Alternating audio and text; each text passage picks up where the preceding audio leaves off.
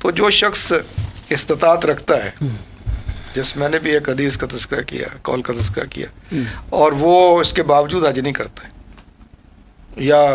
ٹال مٹول کرتا رہتا ہے، تو کتنی سخت وعید اس کے بارے میں پھر آئی، کیا فرماتے ہیں؟ حج اللہ سبحانہ و تعالیٰ کا ایک بہت بڑا فریضہ ہے جی، اور اس کے کرنے والوں کے لیے جہاں بہت ہی زیادہ اس کے جزا اور خوشخبریاں ہیں، وعدے ہیں، جنت کے وعدے ہیں، وہاں حج سے انکار کرنے والا یا حج سے پیچھے رہنے والے، ان کے لیے بہت بڑی وعید بھی ہے جی، چونکہ یہ اسلام کا ایک بہت بڑا ایک رکن ہے، عام عبادت تو نہیں ہے، اسلام کا ایک بہت بڑا رکن ہے، اس پر اسلام کی عمارت قائم ہے، جی، اسلام کے ستونوں میں سے ایک ستون ہے جس کے اوپر اس کی عمارت قائم ہے، اس لیے اس کے جو نا اس کی بجا آوری جب بھی انسان کو استطاعت ہو اسے فوراً اس کو ادا کرنا چاہیے، اس میں سستی کوتاہی نہ کریں بلکہ اس میں فوری طور پر اس کو ادا کرنے کی کوشش کی جائے۔ تو نہ کرنے والے، ان کی بنیادی طور پر علماء نے دو قسمیں بتائی ہیں۔ جی، ایک تو حج نہیں کرتا، اس طرح بھی ایک انسان ہو سکتا ہے جو انکار کے زمرے میں آتا ہو، جی، وہ بالکل انکار کرتا ہو، میں اس حکم کو نہیں مانتا، جی، جی، میں اسلام کے دوسرے احکام کو تو مانتا ہوں جی، لیکن اس حکم کو میں نہیں مانتا۔ نعوذ باللہ، جی، نعوذ باللہ، اگر اس کیفیت کا جو ہے تو پھر اس کے بارے میں تو سخت سے سخت وعید ہے، اس کے تو دائرہ اسلام سے خارج ہونے کی وعید ہے۔ استغفر اللہ، جی، تو اسی کی طرف بھی جو ہے نا وہ آیت مبارکہ ہے وَلِلَّهِ عَلَى النَّاسِ حِجُّ الْبَيْتِ مَنِ اسْتَطَاعَ إِلَيْهِ سَبِيلًا کے بعد جو اللہ سبحانہ وتعالیٰ نے جو لفظ استعمال کیا وَمَنْ كَفَرَ، جی، جو کفر کرے، انکار کرے، جی،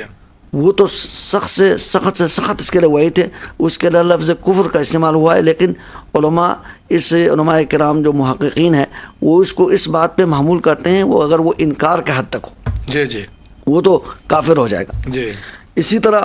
اگر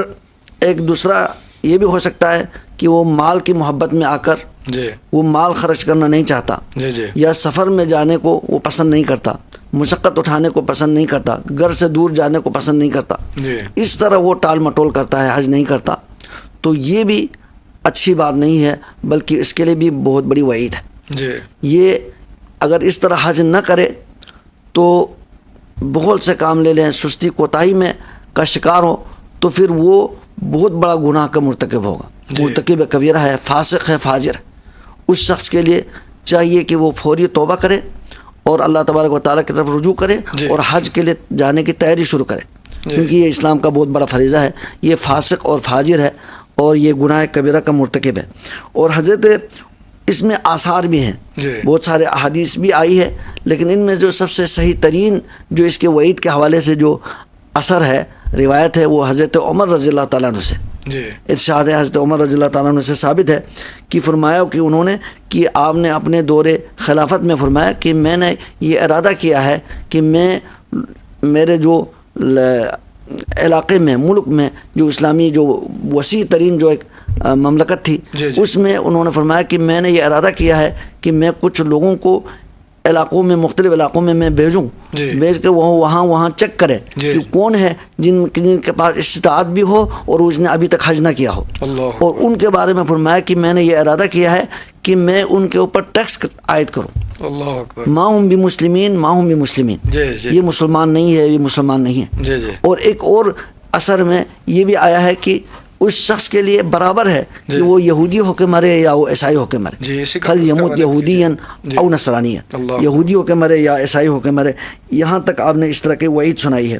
تو اسی میں ان تمام آثار کو سامنے رکھ کر علماء نے یہی کہا ہے کہ اگر انکار کے حد تک ہے تو وہ کافر ہوتا ہے، اگر وہ انکار کے حد تک نہیں ہے، مال کی محبت یا کسی اور چیزوں کی وجہ سے، دنیا سے محبت کہ وہ ایسا حج نہیں کرتا، تو اس کے لیے بہت بڑی وعید ہے، وہ گناہ کبیرہ کا مرتکب ہے، فاسق اور فاجر ہے، اس کو تائب ہونا چاہیے، حج کی تیاری کرنی چاہیے۔ جی ناظرین، کتنی اچھی بات مولانا نے فرمائی۔ دیکھیں حضرت عمر رضی اللہ عنہ نے تو ان پر ٹیکس لگانے کا کہا کہ جو صاحب استطاعت ہونے کے باوجود حج نہیں کرتے،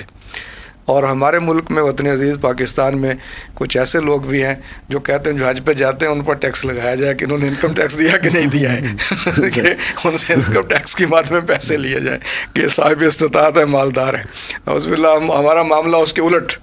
ایک طرح سے، یعنی ان سے نہیں کہ جو اربوں روپیہ کروڑوں روپیہ رکھنے کے باوجود حج کرنے نہیں جاتے کہ ان سے ٹیکس لیں، اور ٹیکس بھی نہیں دیتے، بلکہ جو بیچارہ جمع پونجی کر کے 10-12 لاکھ روپیہ پتہ نہیں کتنے سالوں میں جمع کرتا ہے، اگلے سال حج کے اخراجات اور بڑھ جاتے ہیں. ایسے لوگ بھی ہیں، وہ کئی سال جمع کرتے ہیں، آنے والے حج میں اخراجات بڑھ جاتے ہیں، پھر جمع کرنا شروع کر دیتے ہیں اور کہیں کہ جی ان پر ٹیکس لگائیں اس لیے کہ ان کے اتنا مال تھا، ٹیکس نہیں دیا انہوں نے. مولانا آج کل ایک ہمارے ٹرینڈ اور بھی چلا ہوا ہے، لوگ کہتے ہیں کہ جی یہ نفلی حج کرنے کی کیا ضرورت ہے اور یہ عمرے پہ عمرہ کرنے کی کیا ضرورت ہے، اس سے بہتر یہ ہے کہ آپ غریبوں کی، بیواؤں کی مدد کریں، ضرورت مندوں کی مدد کریں. ظاہر ہے وہ بھی ضروری ہے، ان کی مدد کرنا بھی ضروری ہے. جیسے ابھی دیکھیں کہ فلسطین کے حالات ہیں، اس میں ڈاکٹر تقی عثمانی حافظ اللہ نے فتویٰ دیا ہے کہ میں مشورہ دوں گا ان لوگوں کو کہ جو نفلی حج یا نفلی عمرہ کرنے کے لیے جا رہے ہیں، پہلے کر چکے ہیں، تو وہ ان لوگوں کی مدد کریں جو دشمن کے اس میں جبر کا شکار ہے، استبداد کا شکار ہے. تو کیفیت بھی مختلف ہو سکتی ہے.